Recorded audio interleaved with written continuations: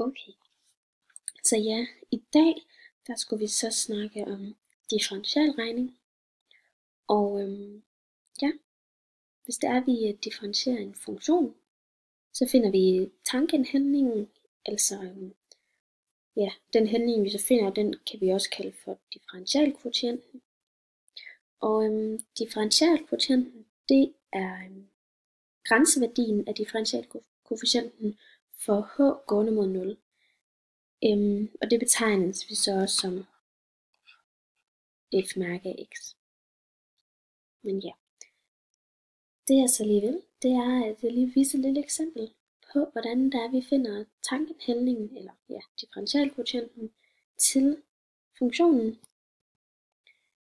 f af x er lige med x i anden plus 3x plus 8 i vores x0, som vi sætter til at være 1. Og her vil vi så bruge tretrinsreglen til hjælp. Og ja, tretrinsreglen den består af 3 trin. Der har vi trin 1, hvor vi finder funktionstilvæksten. Ser vi formen for den her, som vi vil bruge senere. Og i trin 2, der finder vi differenskvotienten. Og jeg har lige lavet en lille fejl, jeg kom til at sætte x der i stedet for. Det skulle have været der. Og trin 3, så har vi jo så fundet vores differentialkvotient, eller ja, vores tangenthandling. Men vi havde som sagt vores funktion, og det vi så starter med at gøre, det er, at vi sætter 1 ind på x0's plads.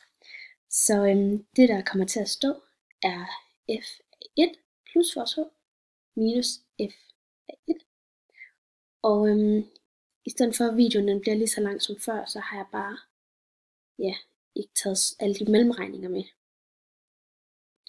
Men ja, det er så trin 1, hvor vi så har vores delta y nu, som så var vores h i anden plus 5 gange h. Så vil vi så finde trin 2. Og trin 2, det fandt vi ved, at vi dividerede vores delta y med h. Så det gør vi lige, og der får vi så, at h plus 5.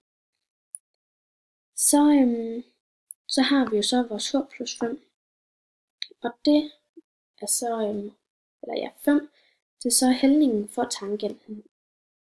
Og det er fordi h det går mod 0, og det er et meget lille tal, så derfor så er det egentlig ubetydeligt for os. Så det er egentlig bare derfor, at vi bare får, at det er lige med 5. Ja. Nu vil jeg så vise, hvordan der er, man differentierer en lineær funktion ved hjælp af tretrinsreglen. Og vi har vores lineær funktion, f af x lige med ax plus b. Og vi vil så starte med trin 1, hvor vi har vores delta y, som var lige med f af x0 plus h minus f af x0. Og så sætter vi så x0 plus h og x0 ind på x's plads i vores forskrift. Så her får vi, at det er lige med a gange vores x0 plus h plus b minus a gange vores x0 plus b. Det vi så gør nu, det er, at vi ganger a ind i parentesen og ophæver vores minusparentes. Så det kommer til at se sådan her. Så nu har vi, at der står a gange x0 plus a gange h plus b minus a gange x0 minus b. Det vi så gør nu, det er, at vi ser på, hvad det er, der går ud med hinanden. Hvor vi så kan se, at vores a gange x0, det går ud med vores a gange x0 herhen. Og vi har også vores b og vores minus b herhen, som også går ud med hinanden. Så det, som vi så har tilbage, det er vores a gange med h. Så har vi så fundet funktionstilvæksten i x0. Så går vi videre til andet trin, trin 2.